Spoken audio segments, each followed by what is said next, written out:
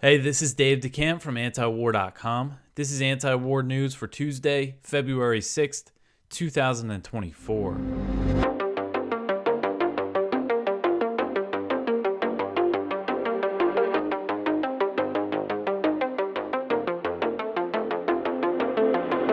All right, the first story at the top of antiwar.com today. Attack on a U.S. base in Syria kills 6 Kurds.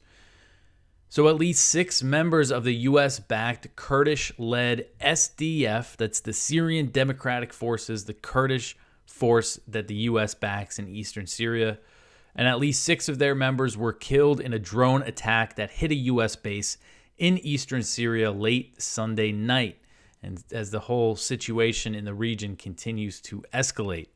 The drone targeted a base at the U.S.-occupied Al Omar oil field in eastern Syria's Deir ez-Zor province. So this is one of the oil fields that the U.S. occupies. There are several, I believe, U.S. bases actually at oil and gas fields in eastern Syria. Part of the occupation of Syria is to control the country's natural resources. It's an economic war. The U.S. has a very harsh sanctions on Syria, on the government-controlled areas of Syria, and this is all part of that. So the SDF said in a statement, quote, 6 of our fighters were martyred during a terrorist attack by a suicide plane, end quote. And it was a drone, which they called a suicide plane.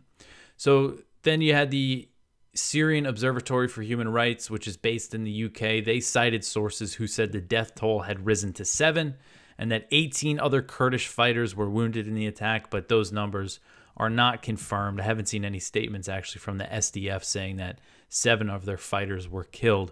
But this is the most significant attack on a U.S. base since Biden ordered that series of airstrikes in eastern Syria and western Iraq on Friday, which killed around 40 people.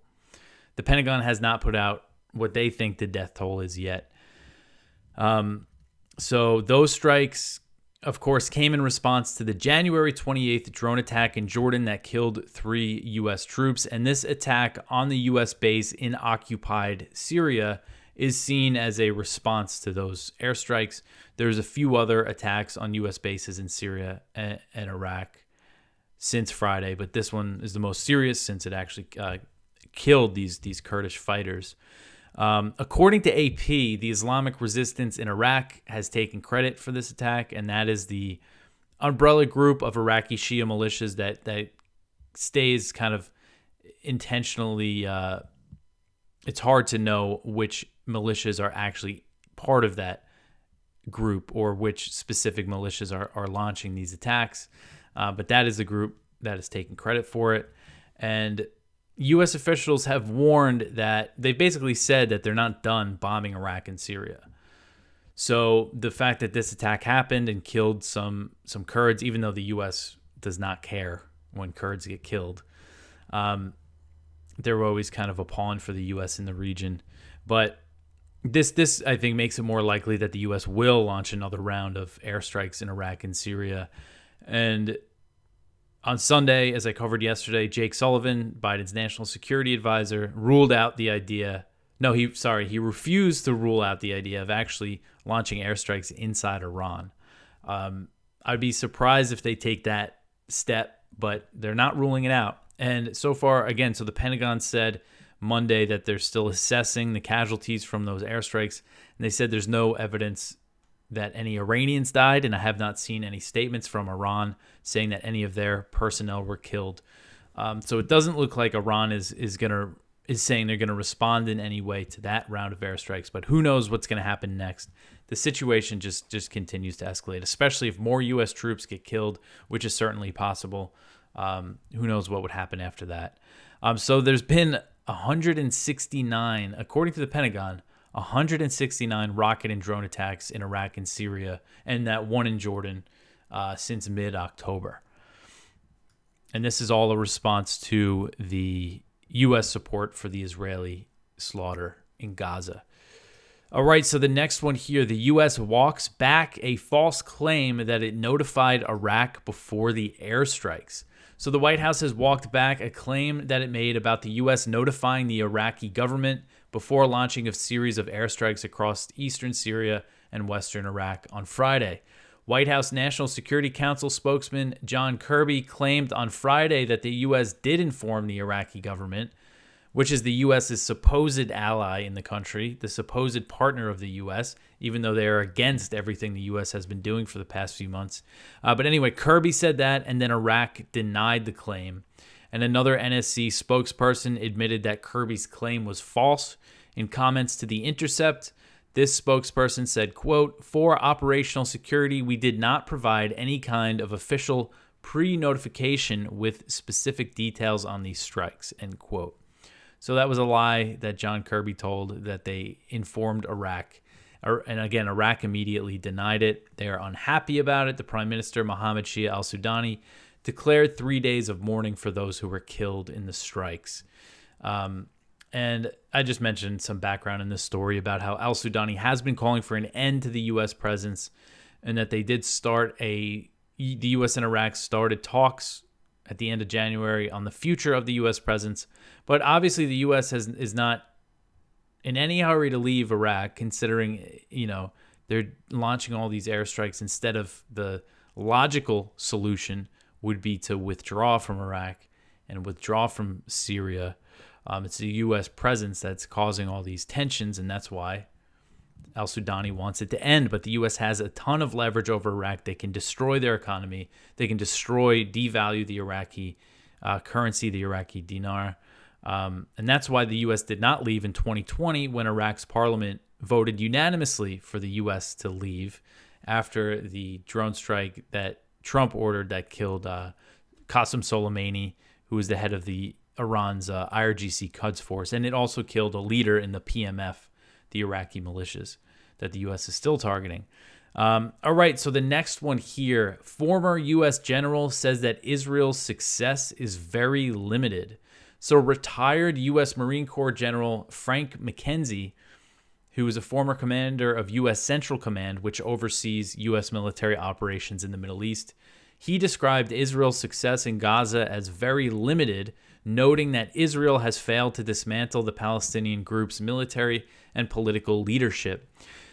Sometimes, I don't take much stock in what retired generals say, because they all, have their interests and work for think tanks. But I thought this was notable because McKenzie just very recently retired. He was in charge of CENTCOM under Trump and under Biden. He retired in 2022. So that means he's probably still pretty tapped into what's going on. And he made these comments on Sunday while appearing on Face the Nation, the CBS News channel. So he was asked about the level of Israel's success, and McKenzie said, quote, "It's very limited so far. I think they set themselves a goal of removing the political echelon and the military leadership echelon of Hamas. When they went in, they have not been successful to date at doing either," end quote. So basically saying they've done nothing to dismantle Hamas's military or political leadership inside Gaza. And his comments come as Hamas is reestablishing itself in northern Gaza, where Israel claimed it had eliminated the Palestinian group's military structure. Israel's also struggling to destroy the tunnels underneath Gaza, which are much bigger than they initially thought. And I have the map from South Front here. They've been putting out daily maps on the military situation in Gaza. And you can see that up in Gaza City, where Israel claimed victory, it's mostly controlled by Hamas again. And I know that there's still, it seems like fighting has almost restarted in the north there between Hamas and the Israeli forces. And fighting between them is happening in central Gaza and as well as in southern Gaza near Khan Yunis. And Israel's still, ramping up strikes on Rafah, which is where I saw something today that over 1 million Palestinians in Rafah are just living on the streets in tents. I mean, it's insane. And that's what Israel has its eye on next, to launch a big ground operation and bombing campaign. So McKenzie suggested that Israel had not thought of what its endgame in Gaza was going to be. I kind of jumbled that. McKenzie said that it was clear Israel hasn't really thought out the end game. Doesn't really have a realistic strategy. He said, quote, "You need a vision of an end state when you begin a military campaign because everything you do then subtracts or adds to your ability to get to that point. And I would argue that needs to be something like a two-state solution. You're going to need help from the Arab nations in the region to go in there and do something in Gaza. I think the Israeli occupation would be the least desirable of all outcomes," end quote. So saying, what Netanyahu wants is the least desirable of all outcomes. He's been very clear, Netanyahu, that he's opposed to a Palestinian state. All right, so the next one here. Israel claims 3,000 Hezbollah sites have been struck in recent months. So this article is from Jason Ditz, and Israel has claimed that during its ongoing military strikes against Hezbollah in recent months that started in October, Israel claims that some 3,000 Hezbollah sites have been hit in Syria and Lebanon over the period of time.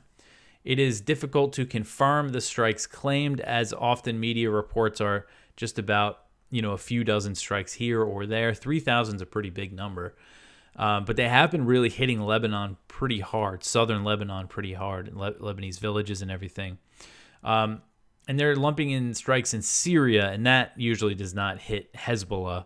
A lot of times they claim it's Hezbollah or Iran, and sometimes they do kill Iranians, but very often is the case that they're just targeting the Syrian military, which is an ally of Iran and Hezbollah. So military spokesman Rear Admiral Daniel Hagari, who detailed the attacks, insisted that Israel does not seek war with Lebanon, but is certainly ready, and he added that the military was ready to attack if immediately provoked. And if you lived in northern Israel or southern Lebanon, you would very much consider there to be a war happening. There's pretty heavy strikes across the border that have been going on. So there's still always the risk of this turning into a bigger war, whether that be in the form of a Israeli invasion of southern Lebanon, which they have hinted, or not. They say they want Hezbollah to move back from the border. All right, so the next one here. Israel withholds intelligence dossier on UNRWA allegations. So this article is from Kyle Anzalone at the Libertarian Institute. And it says Israel is refusing to release the full intelligence dossier it compiled about the 12 members of the UN Palestinian Aid Agency it alleges participated in the Hamas October 7th attack. The U.S. and several other countries cut funding in response to the Israeli claim, potentially igniting a famine in the besieged enclave. So Israel has alleged that 12 employees for UNRWA, the Palestinian Relief Agency, took part in the October 7th attack. UNRWA heard that, and they took action, and they suspended the people that were named that were still alive, that still worked for them. And the U.S. responded by cutting funding to UNRWA. And it's really something, because you look at kind of the double standard here. How many allegations of war crimes, intentionally killing civilians, shooting people with white flags, just the number of children, just all the allegations against Israel. And the U.S. just kind of shrugs their shoulders and keeps sending them military aid. And the second Israel makes some kind of claim about UNRWA, they cut off the funding right away. But so they're not sharing the intelligence dossier, and Blinken has actually admitted that the U.S. has not verified the Israeli assertion. So they're just doing this based on Israel's word, based on the word of the country that is, trying to destroy Gaza and committing this mass slaughter in the Gaza Strip, genocide, and trying to use starvation as a weapon and all of that. So that's whose word they're taking to cut off this funding. All right, so the next one here. Half of U.S. adults think that Israel has gone too far. So there was a poll released from AP Norc that says half of American adults believe the Israeli assault on Gaza has gone too far. So the poll was conducted from January 25th to the 29th. It found that 50% of respondents thought the slaughter went too far, compared with 40% when the same question was asked back in November. The new poll showed that 31% of respondents believed Israel's assault has been about right. That's their assessment. And 15% think that it has not gone far enough. I don't know how much further it could go. Israel has killed over 27,000 Palestinians since mid-October, including over 11,500 children.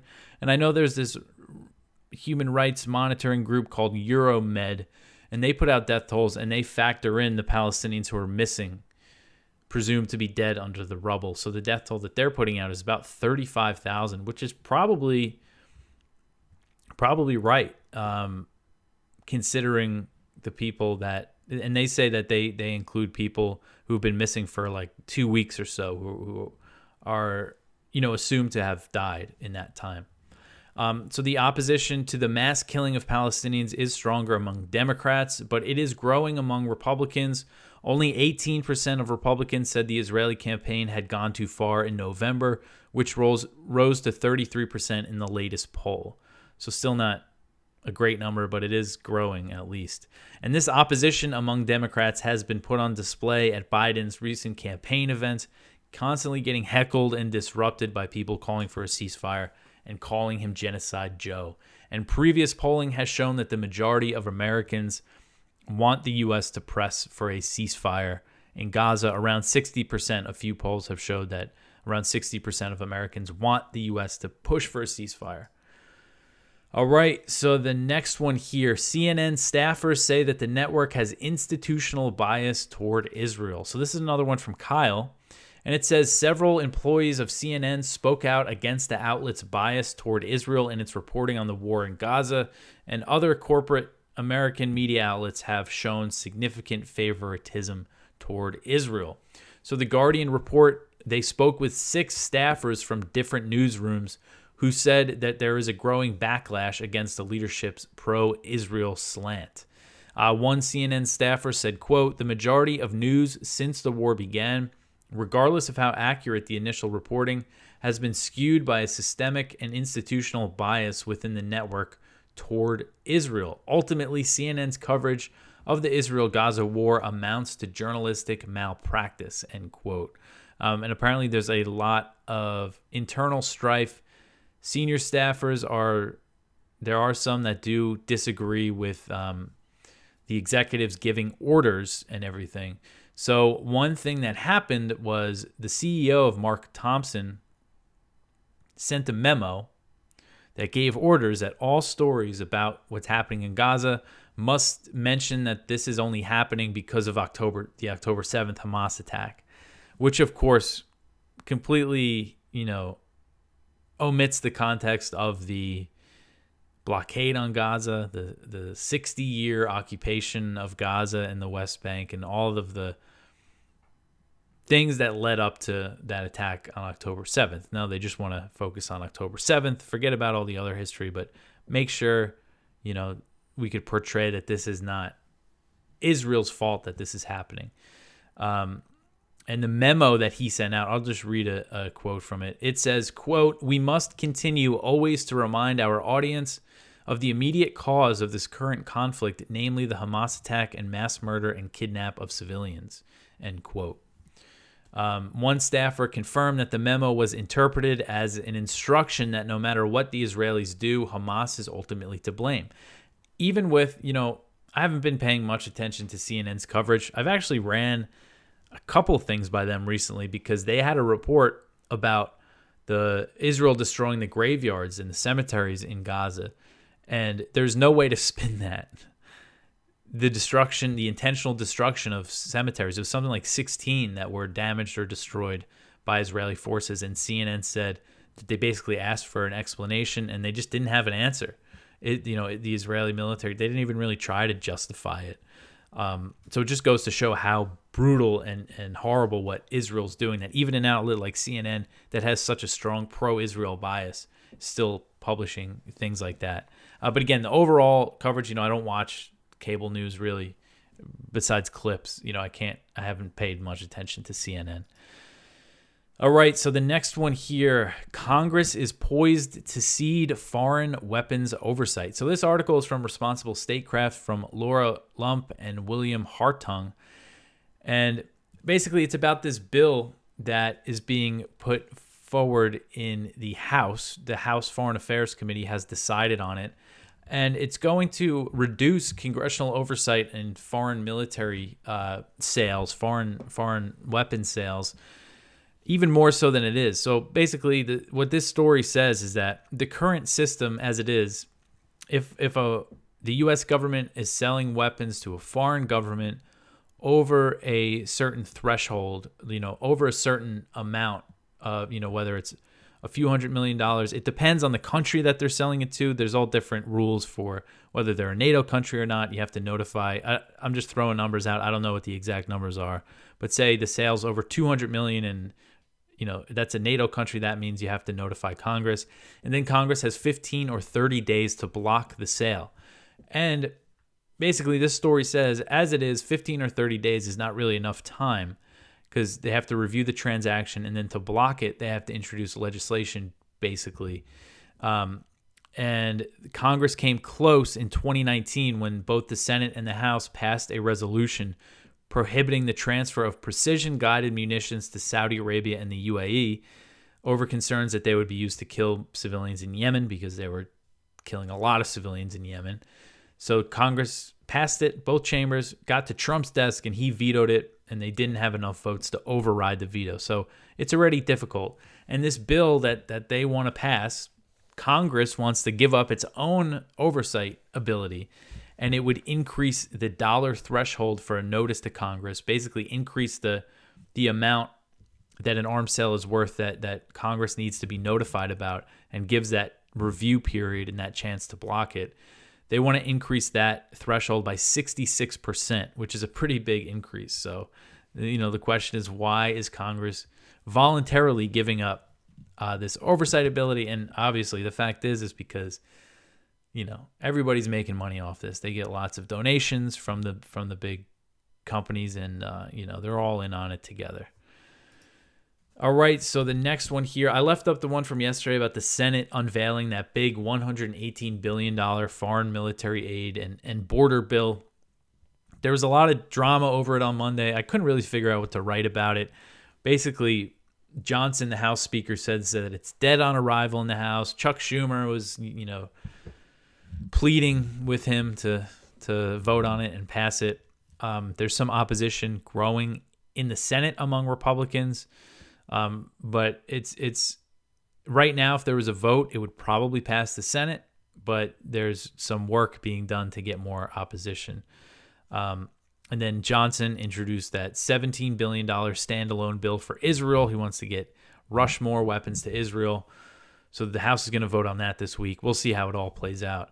But the next one here, Raytheon gets a $68 million contract for Taiwan bombs. So the Pentagon has awarded Raytheon, which is the former employer of Secretary of Defense Lloyd Austin.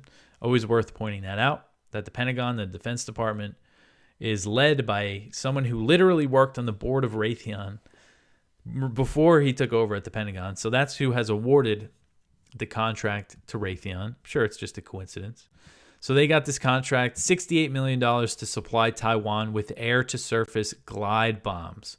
The contract is for 50 AGM-154 joint standoff weapons, and these are air-to-surface missiles, so they can be fired by Taiwan's fleet of F-16s, U.S.-made F-16 fighter jets that they have.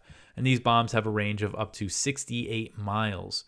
And this is part of an arms deal that was initially approved by the Trump administration in 2017. So this kind of shows how long it can take. Deal approved in 2017. Contract is being sorted out now, and it's not expected to be delivered until 2028. And these bombs are going to be manufactured in Arizona, which is the home of Raytheon Missile and Defense. So this deal for Raytheon, this might seem small, but the reason why I wanted to cover it was because this was the first weapon supply contract for Taiwan announced by the Pentagon since the presidential elections in Taiwan. And it really just shows that the U.S. is continuing to arm Taiwan despite China kind of stepping up its warnings about it as tensions have gotten really high over Taiwan in recent years. And Taiwan's vice president, Lai Ching-te of the independence-leaning Democratic Progressive Party, he won the election. He's going to be inaugurated in May, and he's going to continue this policy of, moving closer to the U.S., accepting more and more military and diplomatic support. Although the mainland-friendly Kuomintang Party, they secured the speakership in Taiwan's parliament, which is the legislative yuan. So that could make it difficult for them to pass legislation moving towards, the U.S. and the West and independence. So China is opposed to any U.S. military support for Taiwan. That includes weapon sales. They might seem like a normal thing because the U.S. has been selling weapons to Taiwan since 1979 when they cut off diplomatic relations. They kept selling them weapons. But China, when the U.S. and China opened up relations, there was all this, it's very intentionally vague, all of the agreements that they worked out and the communiques and the assurances. And one of the communiques was in 1982.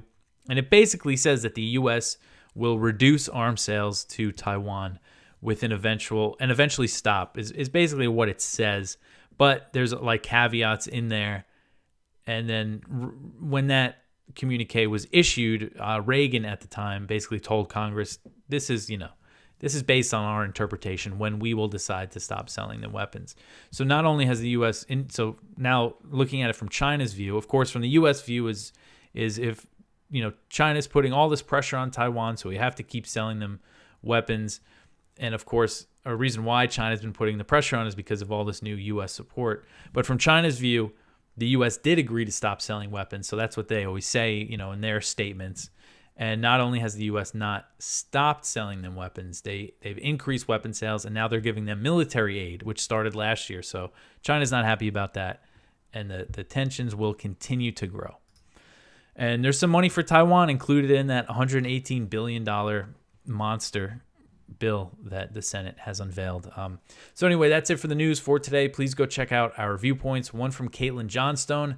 Biden says the U.S. does not seek conflict in the Middle East while bombing all over there, while bombing Syria, Iraq, and Yemen, saying that they don't want conflict. One from Haaretz, the editorial board of the Israeli newspaper. It says, Israel must not resettle Gaza. One from Daniel Larison. Unreal, the White House still denies Mideast turmoil is linked to Gaza. That's another thing. They're saying we don't seek escalation, we don't seek war. And when asked by reporters, is this, the war in Gaza spilling out into the region? They say, no, it's separate. This is totally unrelated. One from Roger D. Harris, why the U.S. is reimposing sanctions on Venezuela. And our spotlight is from Julie Hollar, leading U.S. papers skewed Gaza debate. So that is everything. Go check out all of our other content. We have stuff in the blog, lots of other news stories on the lower half of the page from around the web. But yeah, go check all that out. You could always support us by sharing this show. Tell your friends about antiwar.com. Like, subscribe, all that stuff. Follow me on Twitter @DeCampDave. Follow antiwar.com on Twitter. I'll be back tomorrow with some more news for you. Thanks for listening.